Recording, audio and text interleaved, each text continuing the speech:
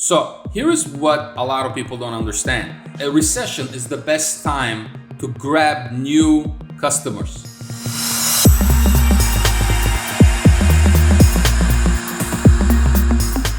Hello everybody, welcome to Surge. This week we will talk about ways to maximize your B2B leads during a recession. So Joe, some people say we are there already. I would say that we're almost there. We don't feel the effects of a recession yet.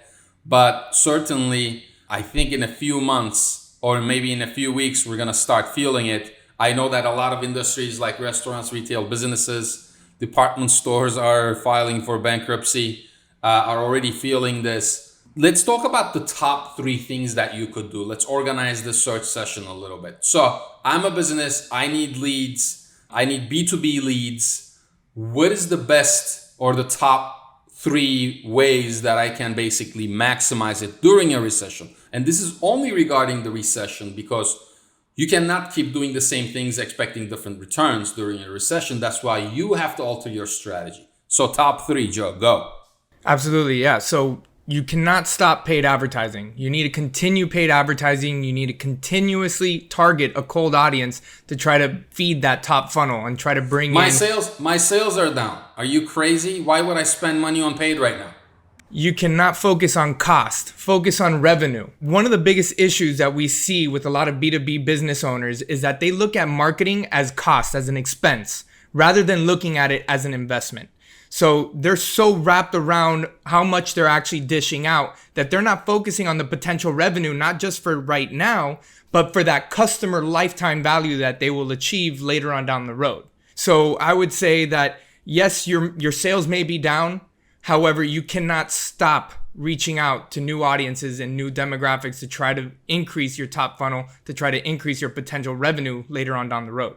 Yeah, got it. So one thing that I see attorneys doing is that they're helping small business with the PPP loans for free in an effort to acquire new potential customers that then will outsource stuff to them later on, right? So here is what a lot of people don't understand. A recession is the best time to grab new customers. So it's the best time for new customer acquisition. Why? Because they're going to need your help. Whatever services you provide, whatever products you provide from a B2B standpoint. I mean, can you imagine bringing in 1 million N95 masks from China and opening that up to your B2B customers at a 10% upcharge? Like, I have friends and we have clients that are doing this. So what Joe is basically saying is if you are not doing paid ads right now, it's a mistake because paid ads are almost down 40%. The cost for paid ads are down because a lot of people are pulling out and it's going to be a big mistake. Yes, of course, make logical business decisions, limit your spending, cut out all the fat, decrease all the fat in your business, but don't stop the avenues that you have to make more revenue. What is the second thing you would suggest, Joe?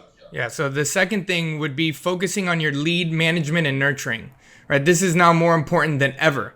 At this time during a recession, you're going to have more risk adverse buyers, right? Meaning that right off the bat, they're going to need a lot more coddling, a lot more research to be done before they're ready to make that purchase decision because they're being a lot more cautious.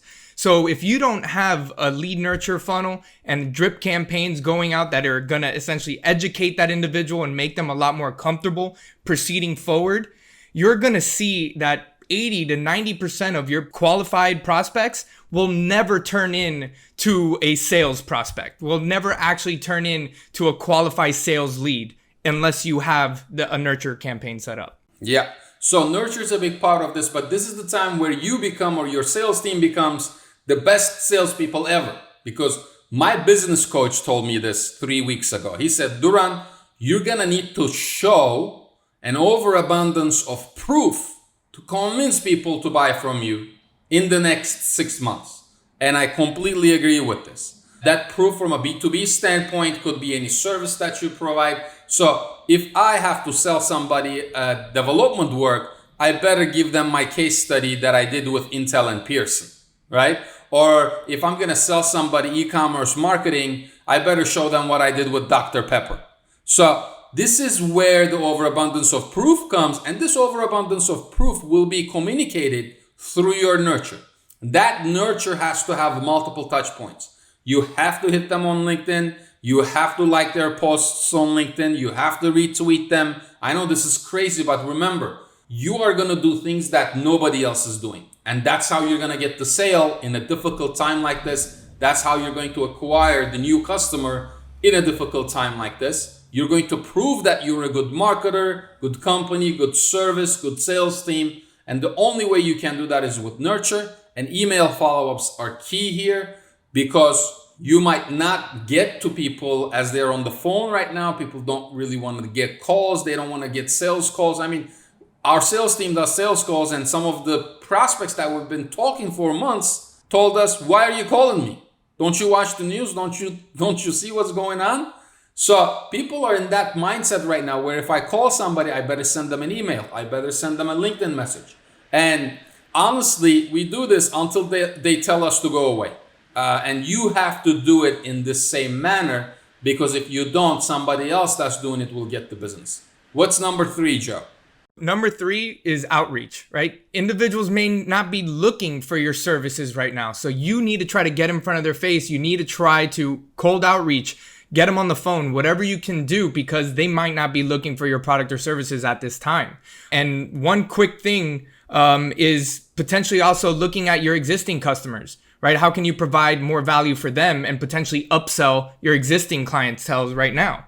So that's another little tip that you can go after is cold outreach is going to be difficult. Maximize the contacts that you do have a relationship right now with. I love that. So let's do 3A and 3B. 3A is get all the juice out of your existing customers. There are customers of yours that need help, that need upsells, that need more masks, that need more services, that need consulting from a PPP loan standpoint, regardless of you being a lawyer, regardless of you providing B2B products, regardless of you doing marketing, whatever it is that you're doing, is your existing clients need you. And if you help them during these times, they are not going to forget about you.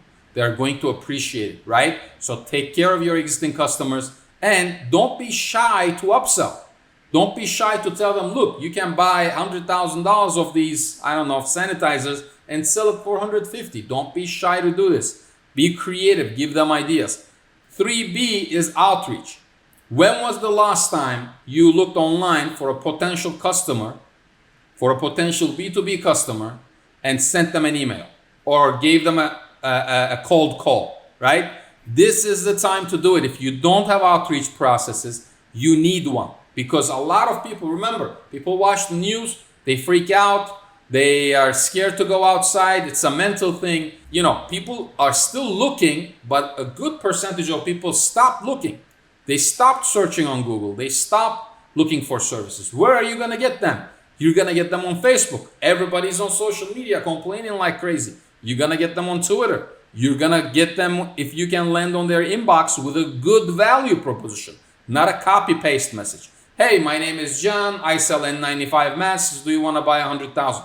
None of that. It's got to be done creatively. Provide value before you ask for anything. Provide so much value that they cannot say no to you. So you have to be doing outreach. When you are doing this outreach, you have to make sure that you segment your customers.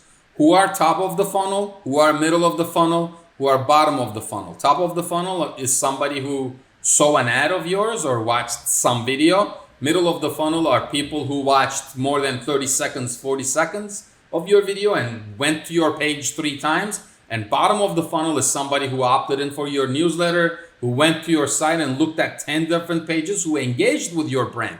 You have to segment this out in your outreach processes. And the hottest I would put there is I would go back 12 months. In the past 12 months, who did I send agreements to? Who did I send any kind of contract to? Who did I send POs to? Regardless of them buying or not. That's the first thing that I would look at. And remember, nurture is a big part of this, but you're going to need landing pages. You're going to need email copy. Don't land on the spam folder. So there are a lot of details of this. We created a specific process for this. We have an outline in PDF format. If you want it, email us or contact us through the right top and we'll get it to you. We'll talk to you guys next week.